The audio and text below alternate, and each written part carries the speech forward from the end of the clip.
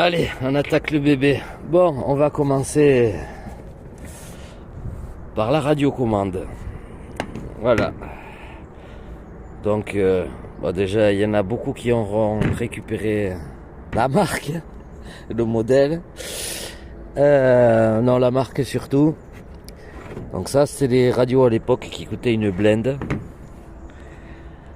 Il y a quand même des réglages incroyables. Déjà pour l'époque.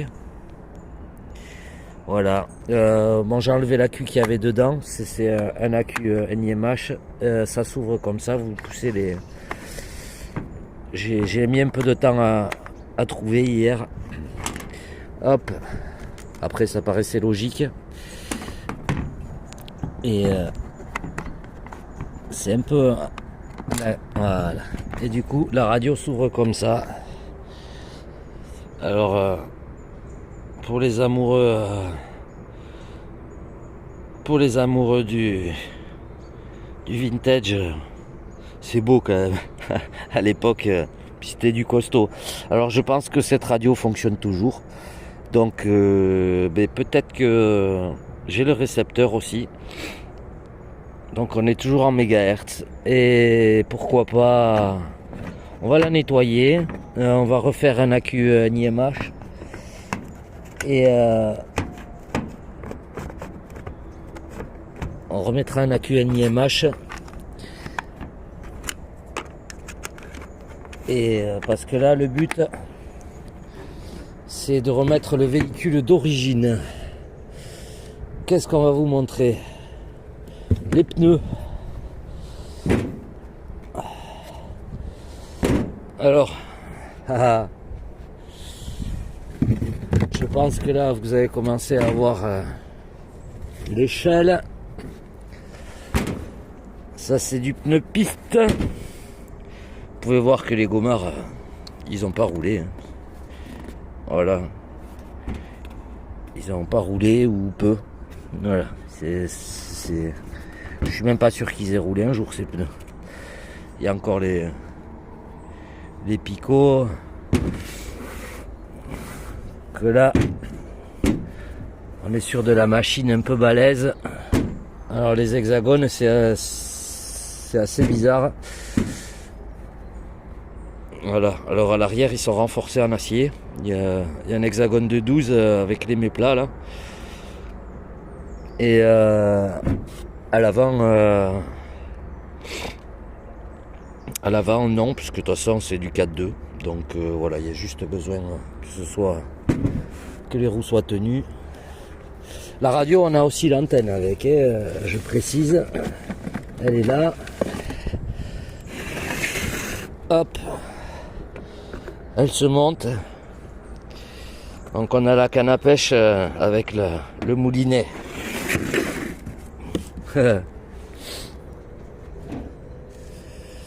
Ah ben ici, allez, on va sortir la bête. Elle est à remonter. Elle est à remonter.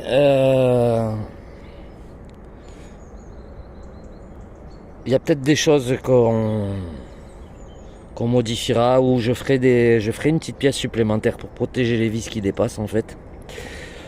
Ça en TPU, je ferai des petites pièces supplémentaires. Donc là, ben, vous avez un cross control. Là, vous avez un cross control de chez Yankee. Voilà. C'est des machines qui étaient sorties, si je ne me trompe pas. Et en 88, ça a commencé à sortir. Tout ce que j'ai pu regarder. Bon ben là c'est pareil, on va demander aux experts de nous parler de cette machine. Nous on va la démonter, tout dérouiller, tout nettoyer. On va remettre les alus, voilà, on passera tout à la brosse. Je vais tout démonter, je vais tout passer à la brosse. Ici c'était le moteur, c'est pas le petit moteur origine, c'est le moteur qu'il y avait là-dessus, mais c'est le Kawa 22 cm3. Voilà, c'est le petit Kawasaki.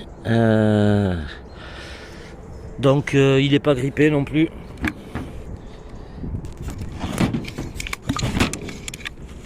Il a même beaucoup de compression.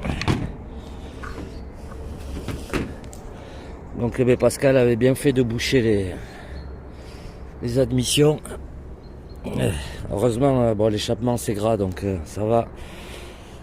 Donc voilà, nous on a ça, on a toutes les pièces. Alors on a les roues aussi cross, qui vous allez voir, elles sont dans un état, c'est pareil.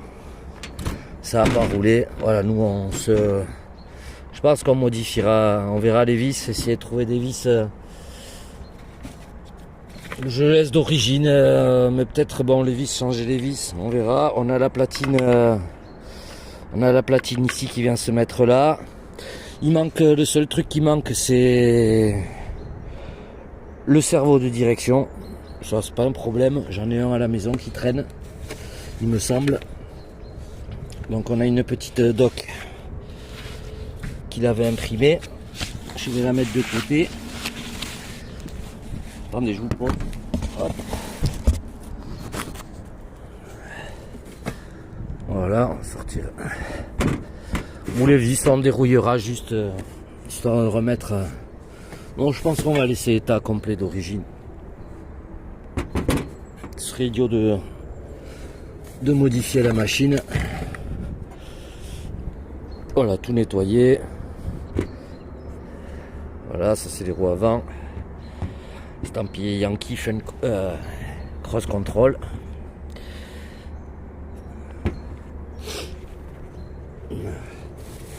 On a l'échappement détente qui se met là. Je vais juste le poser comme ça. Voilà, il se met derrière ici.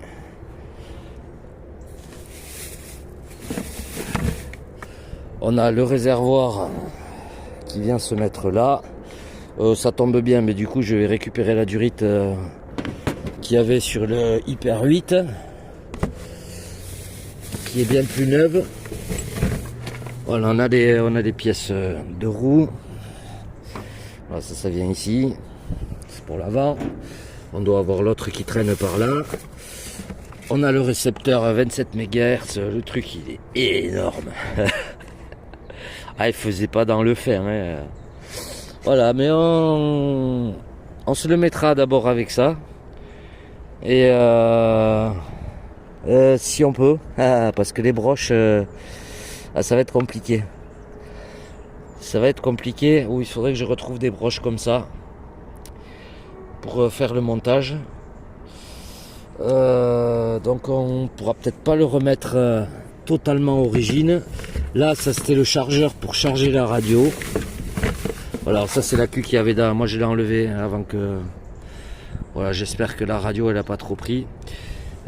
Attention les batteries, débranchez toujours les batteries parce qu'après ça coule. Bon, celles-là elles vont c'est gonflé au cul. Je pense que ça va partir à la benne. Ça c'était le chargeur pour charger la radio parce que vous pouviez la charger ici là. Voilà, vous branchez là, vous pouvez la charger par là. Bon, c'est pareil, ça reste du câble électrique une fois dérouillé. Je pense que ça doit pouvoir le faire encore. Ici un autre cordon, je sais pas pourquoi c'est. Il devait y avoir des options à l'époque déjà. On a Pascal, du coup il y a la couronne et le pignon ici. Et le pignon est encore bon et c'est parce que c'est un pignon plastique et je pense qu'à l'époque il était passé sur le pignon métal. Voilà, celui-là a l'air le plastique a l'air d'avoir une dent ou deux dents de plus. une ou deux dents de plus, je sais pas, il faudra que je les compte. La couronne c'est la même. Donc on a la cage qui vient se mettre, je sais pas comment. A priori, ça c'est le support d'aileron, donc ça devrait venir. Il faut que je regarde le plan parce que là, je pense que ça doit venir. Je sais pas, il faut que je regarde. Mais a priori ça c'est pour fixer l'aileron, donc l'aileron qui va avec. Bon, quelques rondelles. Ça, on va les laisser au fond du carton. Ici, on a une noix. Je sais pas où elle va. Faudra qu'on regarde le 10 sûrement. Et ici, on a encore de la pièce. Bon, il y a le filtre à air. Je vais pas tout vous sortir. Il m'a donné un petit moteur 550. Voilà, du vrai. Voilà, un tout petit moteur électrique. On a un autre amortisseur avant central ici. Ça va pas vous intéresser. Batterie d'aspirateur 20 volts. Et voilà, une batterie d'aspirateur 20 volts. Et pour le plaisir, on a toute la carrosserie. Alors, j'ai vu sur le site Yankee, je sais pas quoi, là, ils refont des carrosseries, elles coûtent une blinde. Celles-ci sont en PVC, donc c'est pas du Lexan, ils en font en Lexan. Et là, il y a toute la partie basse qui vient sous châssis. Voilà, donc ouais, c'est pour ça que les vis qui dépassaient, je pense que ça gênait pas, ça protégeait bien. Ça pèse une blinde. C'est raide, ça c'est raide. La carreau est un peu moins raide et elle a juste quoi, quelques impacts. Il y a un impact ici, un impact là. Ça a priori on devrait pouvoir le refaire avec de l'acétone et du polystyrène. Ça se refait. Donc c'est une technique qu'ils utilisent pour les 2 chevaux sur le PVC. Vous faites des trous. Voilà, et vous faites fondre du Porexpan dans de l'acétone. Les enfants, faites pas ça tout seul. Vous laissez fondre, vous en faites une pâte et après vous venez appliquer votre pâte sur le plastique. Et après il n'y a plus qu'à poncer et remettre en état. Voilà. Donc je pense que Pascal aimait le jaune à l'époque. Voilà, ici c'est la découpe du passage pour le pot d'échappement. Faut savoir que enfin les grilles de cage, c'était des options. Ce que j'ai vu sur la notice, les bar stabs sont en option et il n'y a pas celle de derrière. On verra comment que ça se passe. Voilà, on voit que FG, il y a quand même eu pas mal de pompage. Quand on voyait l'ancrage ici, quand même beaucoup de choses qui se ressemblent. Le support plastique ici. Donc bon, on voit qu'à l'époque déjà. Et il y a une pub super sympa sur YouTube où ils présentent ce véhicule. La pub, regardez-la, elle est un peu longue, mais c'est très marrant, c'est très sympa. Ça montre bien l'époque. Ah bah tiens, j'ai trouvé la noix du coup.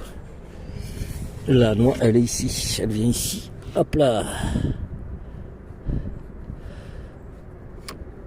Ah, c'est bien, voilà. Ben, du coup, c'est bien parce que les noix, c'est pareil, vous éclatez la noix. C'est comme X-Max. Vous n'avez pas besoin de démonter quoi que ce soit. Ça n'a pas l'air d'être fileté. Il faudra que je contrôle l'autre, voir. Non, ça n'a pas l'air d'être fileté. Donc les noix peuvent bouger en translation comme ça.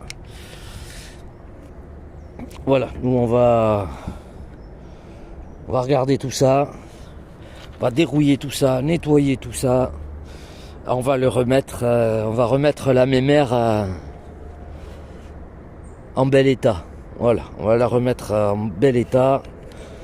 C'est des machines... C'était des belles machines. Le seul truc qui me manque, ça c'est que dalle, je vais acheter ce qu'il faut. Il manque les 2 tubes aluminium qui faisaient la jonction ici. Donc voilà. Ouais, non, il manque les 2 tubes aluminium qui vont entre la cage et l'avant. Je sais pas si j'ai une vue éclatée de l'engin. Je dois voir ça. Alors j'aime bien, hein. Évitez de faire circuler votre votre cross control en zone d'habitation, en centre-ville, le bruit des moteurs pouvant être gênant pour les riverains. Mais non, c'est parce que c'est des casse-pieds. Si vous utilisez votre cross control en public, évitez les espaces trop restreints, une perte de contrôle pouvant blesser les spectateurs.